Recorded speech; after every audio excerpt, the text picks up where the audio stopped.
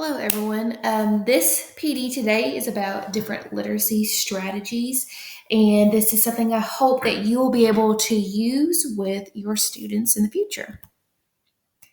So, to begin, we have some kind of essential questions that I want you guys to think about or focus on. And the first one is, how can literacy based strategies be integrated in the library program? The next one can be, how can literacy based strategies be influential to middle school and high school students?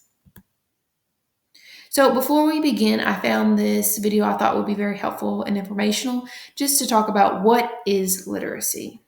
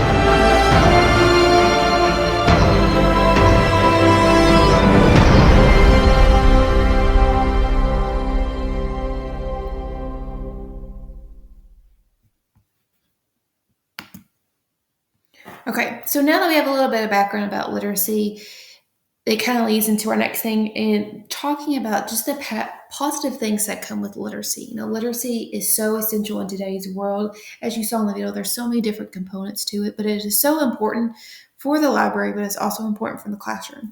So, the first thing is that literacy is great for fostering imagination and transforming the students' thinking and kind of the idea of getting students to think outside of the box. Literacy also can teach important life lessons through the text, through the activities and the literature based strategies that you use.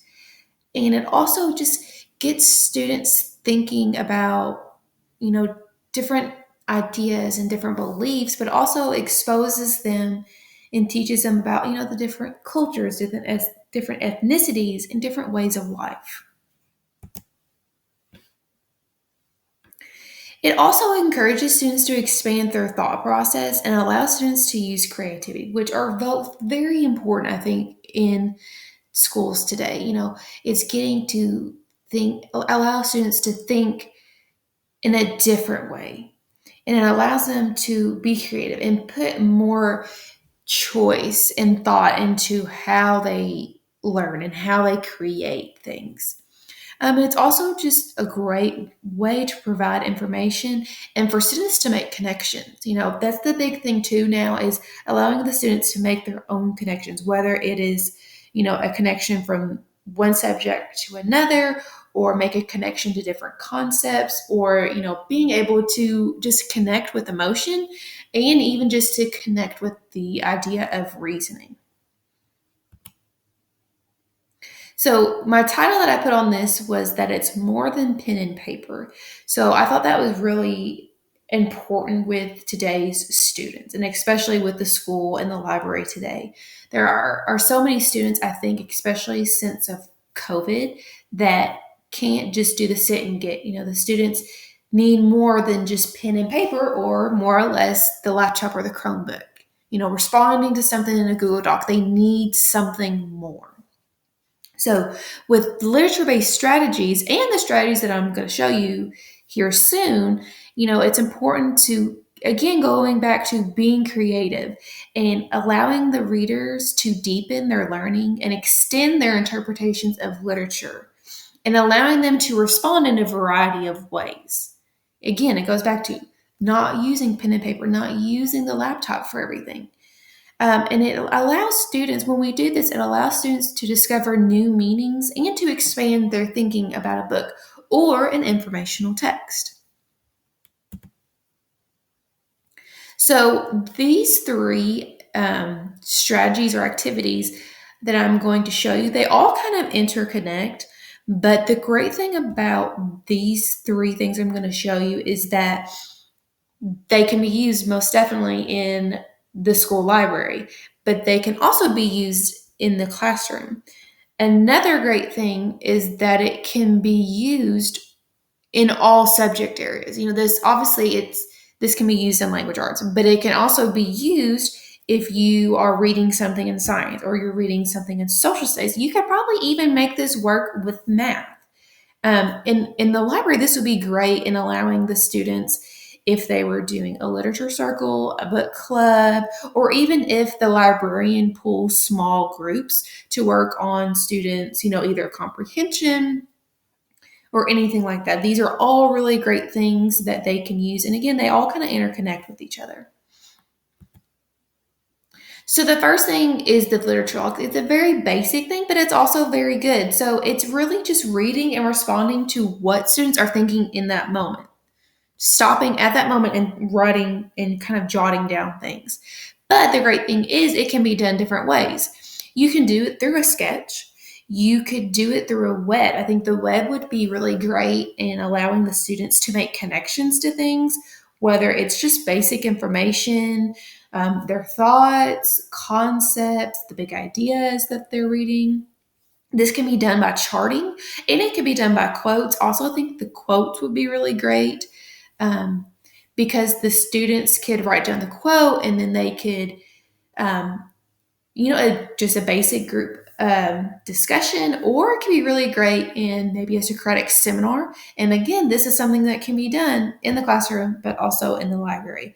I think the quotes would be great because I feel, though, that many students interpret quotes or sayings differently, and that would be a great discussion to have.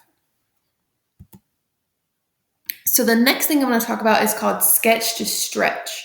And it's another strategy that allows students to create drawings with symbols.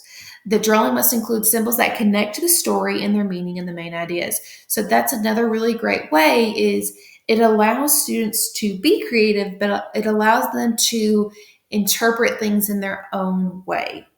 And I think it would be interesting to see how one student interprets it versus how another student interprets it. And again, this can all go back to those basic literacy skills of being able to comprehend the text, but also being able to communicate and discuss what they think and why they think that.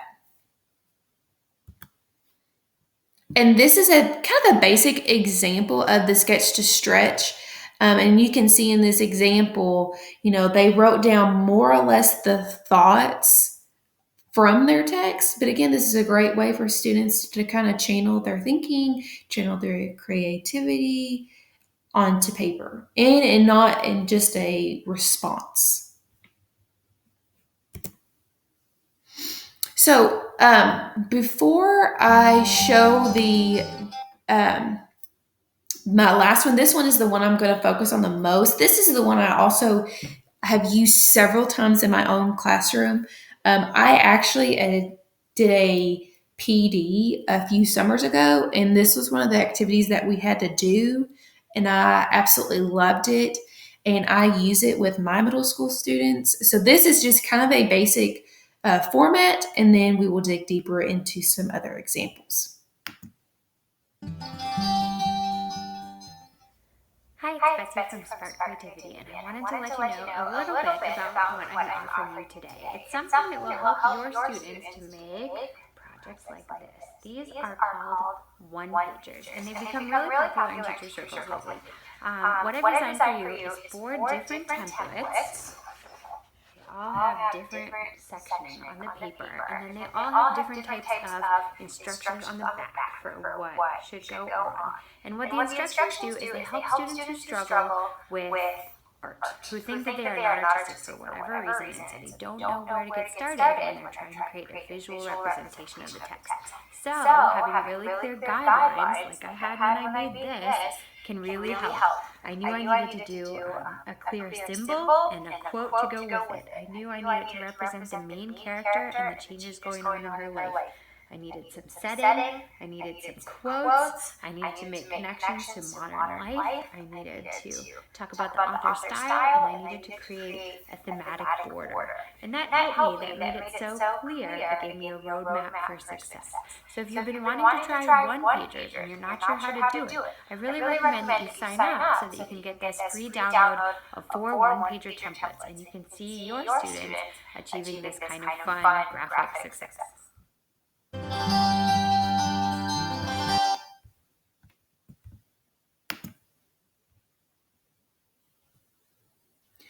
Okay, so that was again just kind of a brief background of one pagers. So I've actually, after doing some research, I found some really more great information about one pagers, and it's a great opportunity for students to design their thinking and to represent their ideas using images and words and design. And this is something where you can incorporate kind of all the different components into one assignment. And it allows students to have a different thought process on display for their information, again, rather than the writing or the typing. So I actually have some examples that I did in my classroom, and I can show you some of the different ways that this can be done. So before we get to that, I want to also show you, though, this quote. And I actually found some really good research about one pagers and some testimony. And this person talks about how the one pagers enabled her to work in a new way, and it kind of catered to the students' interests and abilities, and it strengthened the understanding of the course content, and it gave great ideas. And I think the one pagers are so great because you can kind of meet the needs of your students. You can meet the needs of the students that are more creative or those who are a little bit better with the writing. And so I can show you some of those examples. So this is one example I have done in the past. It is the digital format, and that's another great thing is you can kind of give the students options in if they want to do it on a computer, they can do it on the computer, or if they want to draw it out and be creative, your artsy students can do that. So with a one pager, though, you can incorporate the writing component. And I feel like a lot of students, when they do it this way, they don't see, even though they are writing, they don't see it as writing. So for this one, the students learned about or read a book about World War I. And most of the time, most students don't have a whole lot of background information about World War I. So beforehand, we had them do the research on their own. And so this person had a topic to pick, and so they picked health and hygiene. So they did the research, they gave some background information about it, what they've learned, and then they gave some visuals to represent their learning, as you can see here. This can be done with a PowerPoint slide. It could be done with Canva. This one was done with a Google Drawing. You could also do that as well. So this is a different way that we did it digitally. So the students read the book, The Crossover, and this was something, it was kind of a reflection that they did after the fact. So they kind of gave their interpretation of the book. You can see here they included quotes, and then they gave the different images that represented the book. So the next one, I found this example, and this is for more of your artsy and more creative people. So this is, again, a great way where you can do the symbols, you can do the pictures, but you can also incorporate a lot of those plot elements. And, you can talk about what perspective it was written, the theme, the dramatic irony, even just allowing them to, make connections. So you're still including that writing component, but it's just little bits and pieces. And this is a great way for you to see how the student interprets the book, the story, the characters, the basic concepts of learning. So, kind of to wrap it up, everything that we learned, we know literacy is such a crucial component of student learning. It is something that can be applied in, again, the classroom, the library, but it can also be included in their life. One pagers are such a great way that allows students to learn and comprehend a text while expanding their thinking and their thought process. Now, one pagers can be used in elementary school, but it is also, I think, more beneficial when you use it at a middle school and high school setting because you can still incorporate that higher level thinking. You can ask those higher level thinking questions and you can easily accommodate to the needs of students. The literacy strategies incorporated in today's professional development also, again, it goes back to the idea of creativity, a new learning, a new concept that they can use. And the great thing is that it can be used in so many different subject areas or for many different subjects. You can find something scientific, you can find something historical. It can be, used in so many different ways. And this is also the list of sources that I use, but this is also a great thing that you can use if you want to look back at the research about one pagers or even some of the videos used. I hope that you found this PD very beneficial, and I hope that this is something that you can use, especially as you are in the library and working with students. And I hope you enjoy. Thank you.